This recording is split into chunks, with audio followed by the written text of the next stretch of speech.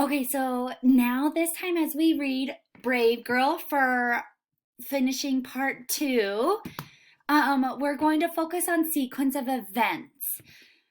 So I put a little example of a sequence of events resource page. So sequencing means putting things in order, the order of the event in a story. These are some of our transition words that we can use. First, next, then, finally. There are two ways you can show sequence of events. The first way is going down, or you can go to the side.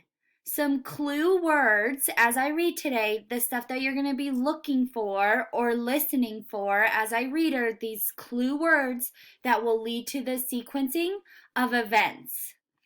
Okay, now I want us to talk about our next literacy skill that we're going to focus on for this round is also going to be cause and effect. So cause and effect is what made it happen, why something happens, and then the effect of that is the result or outcome of what happened.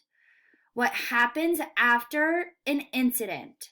So they give you an example. Thomas did not feel well this morning. He did not go to school today.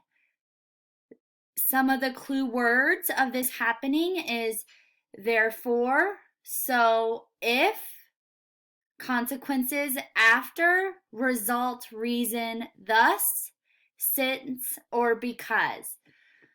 So these are going to be our two main focuses as I read Brave Girl today. So you're really going to focus on sequence of events, what happened in the story in order, and then also the cause and effect for our literacy skill for this week. Okay, so as I read or as you read today, making sure that you're focusing on sequence of events and cause and effect will help you answer all of your questions today, okay? All right, good luck, and I will see you during the read aloud. All right, talk to you soon.